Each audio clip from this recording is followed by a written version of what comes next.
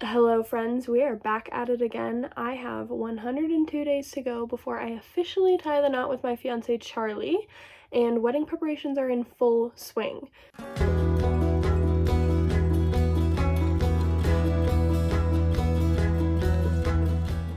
Now, a few months ago, I made a video called Prepping for Marriage as a Child of Divorce, and today I want to do a follow-up, a little part 2 to that video, because this is a topic that is so near and dear to my heart. It is such a priority for me, and it seemed like everyone enjoyed that video. Do be sure to subscribe to my channel for more content like this, and let's not waste any more time. Let's get right into it. So right now, Charlie and I are relying on each other more and more as we move into the marriage space and kind of putting all of those eggs in one basket, if you will. Of course, there's nothing wrong with having community, friends, family, but just knowing that the other person is on your team no matter what. Like today, for example, I had a minor surgery that I had to get done.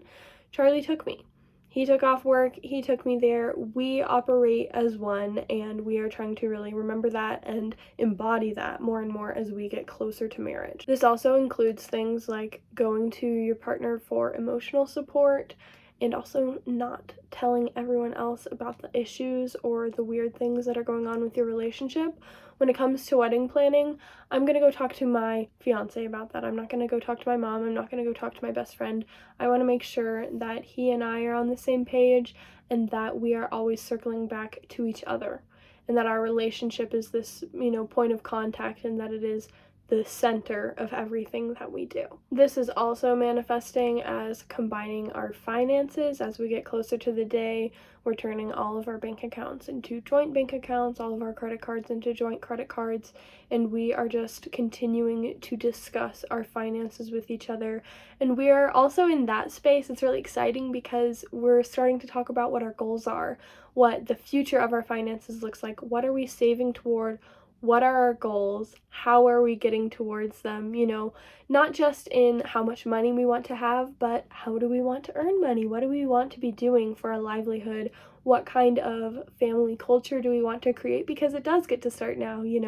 We may not be having kids for a few more years, but even still we can start implementing what we want our family culture to look like, what we want our home economy to look like, if you will. All of those things are super important, and it's just all coming back to relying on each other, trusting each other, and trusting in this foundation that we are setting with God. Hello, this is Editing Annalise popping in because there is something else that I'm doing to prepare for marriage that I wasn't aware of until I was watching back this video and starting to edit it, but I am shifting my language to reflect the fact that in marriage, Charlie and I are one flesh. So obviously that covenant has not been created yet. It is incoming. It has not been consummated yet. However, I want to already have the habit in place in my mind when we get married to think of us as one. So language is a huge part of that, and the way that you speak it's incredibly important. The words that you use have so much power in your life. And so you'll notice throughout this video that I say our livelihood, our finances, our goals, our future, our family, because it's not about the money that I make and the money that Charlie makes, or what Charlie does for work and what I do for work. It's all us. We are one in every area, even if he goes to one job and I go to another, or he earns money in this way and I earn money in that way. We are working together in everything. And that is the most important thing to keep in mind, is that it is us. It is always us. It is never me. It is never him anymore. It is always us. So that language shift manifests in so many ways, and especially how we interact with other people. It's never going to be, oh, Charlie did this. I'm never going to call him out, if you will. Not that there's anything to call him out about, but even if, it doesn't matter how little or how big the thing is, we did it. It's always us. bad thing, good thing, neutral thing. It's always us completely. And in that way, we can totally just cover each other and have each other's back. I can't believe I didn't mention this in the video, but there's this concept. Charlie does a lot of tactical training, and there's this concept that he learned called T360, Together 360. And that basically just means that you and your partner have each other's backs at all times from every angle in every situation. So T360, that is the thing that we are prioritizing, that we are just like pushing and, really getting into our minds. We're building that mental habit of, it's no longer just me. Especially for me, I've always been someone that really operates solo and just kind of does my own thing, move through life at my own pace, in my own way, and I don't really take advice from somebody else. I'm not really doing what I see other people doing, but now it's like, okay, I found my person and I know that's my person, so T360 all the way. No longer is it just like, what do I feel like doing? It's like, what are we doing? Because we are creating something that no one else could create, and something that I could not create with anyone else, just as he could not create it with anyone else. It is like him and I becoming one. So all of that to say, we are really focusing on how beautiful marriage is, exactly what marriage is, and we're focusing on how much we truly want to do that. We are focusing on the value that it brings and just committing, recommitting, and, getting ready to make the official commitment for life. Along with relying on each other, we are also putting each other first. So I am no longer sharing my location with any other family members besides my soon-to-be husband. Once we move into a house together, I do not want people to come over unannounced because they see that I'm just sitting at home, that kind of thing. Not that I assume anyone in our families will be disrespectful, but it's just setting a precedent that our time is our own, our space is our own, that we are going out and starting something new. There is absolutely nothing wrong with that, and of course that conversation was a little bit uncomfortable, with my mom. Like, yes, I did stop sharing my location with you on purpose because of this relationship that I'm moving into, this new stage of life that I'm moving into. It's no longer appropriate, in my opinion, for me to continue sharing my location with anyone but my husband. That is just a personal, discussion that we have had, that once we are married, and even now we're, kind of stepping away from that so that we can truly, again, put each other first. That's what it's all about. If I have a question or a concern, anything to do with our relationship, the wedding, in-laws, any financial decisions, any business decisions, anything about the future, I'm putting Charlie first in that conversation and in my mind and in my actions, because that's who he is to me. That is literally what marriage is. I'm signing up for him to be the first person who is the first priority in my life. It's God, it's me, it's him, and it's nobody else. Nobody else touches that level that we are at with each other. And that's a beautiful thing, and that's something that I want to preserve because I see so much value in it, and it has just been incredibly fruitful even now. And I can only imagine, as we continue to protect and preserve that sacred space and that innermost, closest, most intimate relationship that we have with each other in the Lord, that I just can't wait to see what that will bring as we continue to preserve and prioritize each other. I'm finding that all of these things that we are working on right now do somewhat bleed into each other, but they are also all important things that we are doing on purpose. Of course, the end goal is preparing for marriage, having a successful, sustainable, lifelong, loving, beautiful marriage, and to be able to build something with this other person. So the other thing that we are doing is blocking out the haters. I have agreed to enter into this marital covenant with Charlie with proper discernment, proper discussion. I have chosen this with intention, and because I am choosing it, I am not backing out from it. I know that it is uncomfortable for everyone involved. It's even myself. It's a huge transition, a huge life transition to get married. You see this if you Google the top life stressors. Marriage is one of them because it's just a big deal. It's a big change in your life. But Just because it's a big change doesn't mean it's a bad change.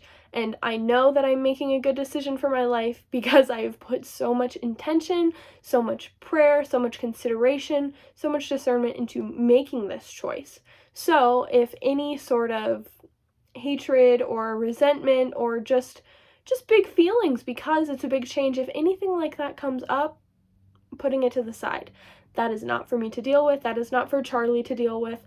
We are very confident and comfortable with the decision we are making, and in my opinion, the only way for it to be successful is for us to be all in, 10 toes down, not second guessing whatsoever, and definitely not second guessing on the basis of someone else's perception of our relationship, because to be honest, those perceptions may not even be based in reality. A lot of this, transition time, a lot of emotions come up during this transition time, and it's not uncommon for people to kind of try to stop you from doing something new, because doing something new is a risk, because you don't know how it's going to turn out. As much as I can look into the future and as much as I can rely on the information that God is giving me and the sense that He is giving me, I cannot know the future 100%, but I can trust that God wants to give me a future and a hope, and I can trust my relationship with God and my relationship with Charlie because of our mutual relationship with God more than I can trust anyone else, and that is incredible, and it brings so much peace. Family stuff can get weird because my family that I come from will never look the same again. I'm leaving it to start my own. That's perfectly normal. It's also perfectly normal for people to be, for people to have a hard time with that. That's just par for the course. Life is difficult, changes are uncomfortable, everyone handles them differently, but at the end of the day, not my problem. I have made a very judicious decision that I have spent much time and energy focusing on making the right decision for my life. And with that, Charlie and I can happily go hand in hand, start our own life, and everyone else can deal. Especially coming from a family of divorce, I know there can be this family bond that it seems almost sacrilegious to break, of we had to stick together through this traumatic thing that happened in our family, my siblings and I.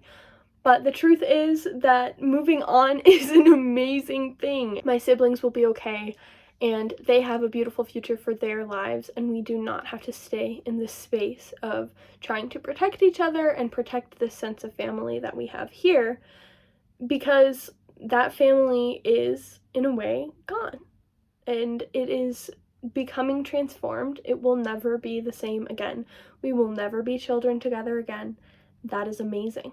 That is wonderful. We get to continue to grow and evolve and come into new spaces, new territories, new experiences, new relationships for all of us.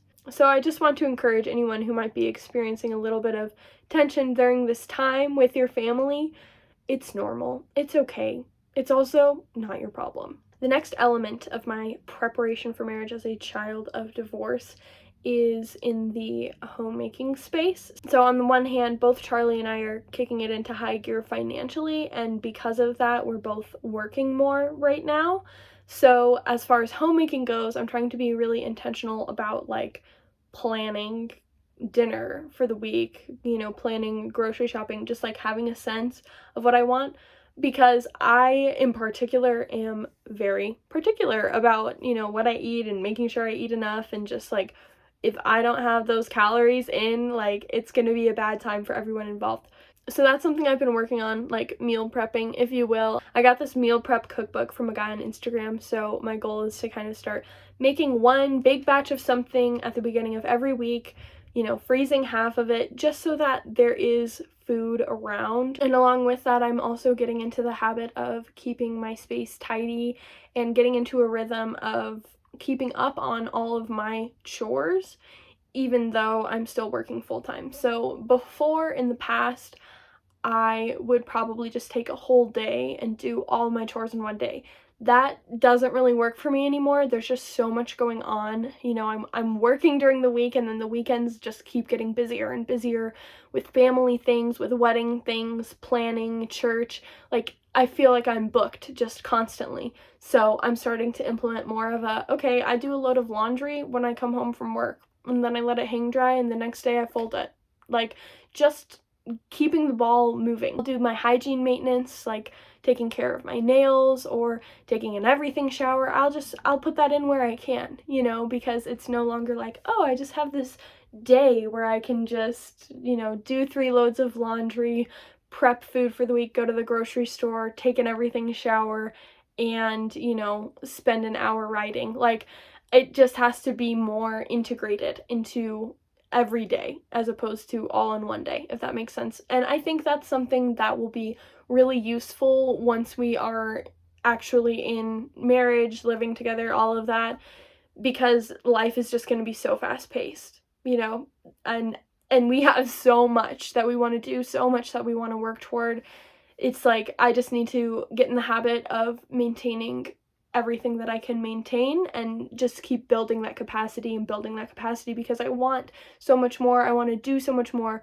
I want us to earn so much more. I want us to grow a business together, grow a family together. When there are, you know, 3, 4, 5, 6 kids running around, yeah, everything needs to just be integrated, seamless. And I just know that having a day of doing chores won't necessarily always be the schedule that works for us and for our family. So getting in the habit of being a little bit more flexible, but also prioritizing getting done what needs to be done, even if my schedule ends up changing because of it. Along with that, I am also trying to make time for myself in the form of working out. I used to only work 3 days a week, so Mondays and Fridays were weekdays that I had off, and I would use those to go to the gym. Now I'm starting to get into the swing of working 5 days a week, and because of that, I still want to make sure that my workouts are a priority, because I mentioned this in my previous video.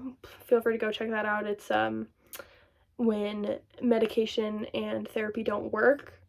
But working out for me it changes everything. It makes me feel so much better. Like, even just sitting here right now, my body just feels better and my mind feels better because I've burned all this energy, so I'm not sitting around, you know, navel gazing, worrying about things, because I just don't have the energy to. So anyway, all that to be said, I'm continuing to work out. I'm continuing to be consistent in the gym. That's something that's extremely important to me, not just for the here and now benefits, and not even just for the aesthetic benefits. You know, I love like feeling firm and being strong.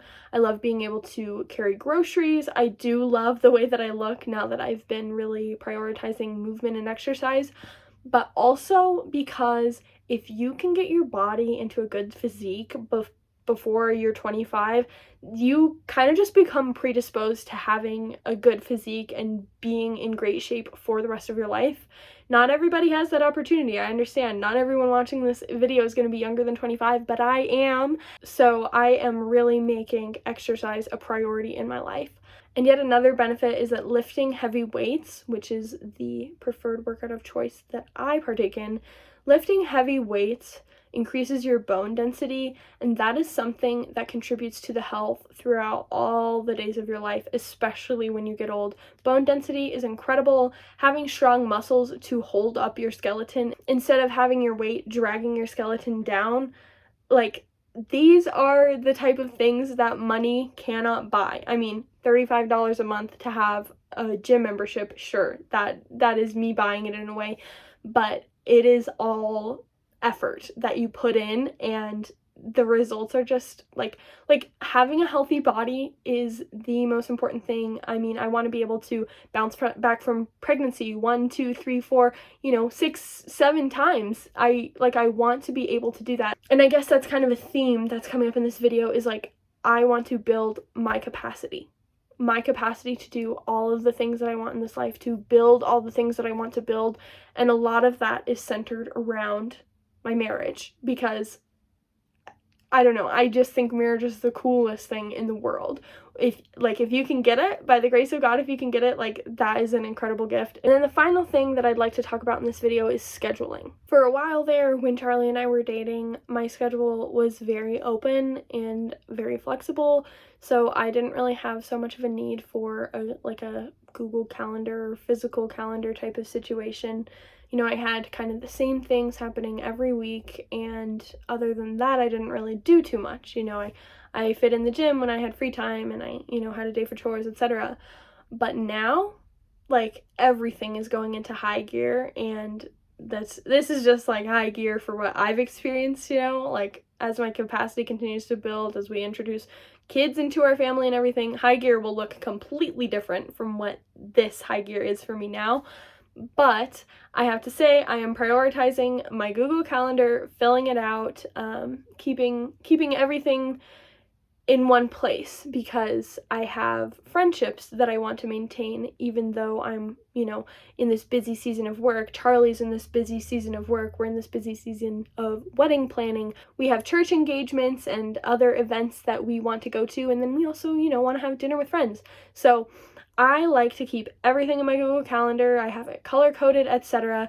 And then if there is something going on during the week, which of course there always is, that is outside of our normal schedule, I'm telling Charlie every day, remember, we have XYZ on Friday. You know, today, we have XYZ on Friday. Yesterday, I told him, we have XYZ on Friday. Tomorrow, I will tell him, we have XYZ on Friday, because I just want to make sure that it's, like, on our radar, stays on our radar, because I'm definitely a more introverted person. So if I make a plan with someone and then I forget about it for 5 days, and then Friday rolls around and I have to keep that commitment, oh, it's the worst feeling. I'm like, oh, I forgot about that. I was planning to just do nothing. I was planning to just, like, sit with myself and just be by myself. So this little pocket of life that we are in is definitely pushing me, but it's a really good thing, and I'm managing it by making sure that the things that I'm doing stay on my radar, and just hammering it in.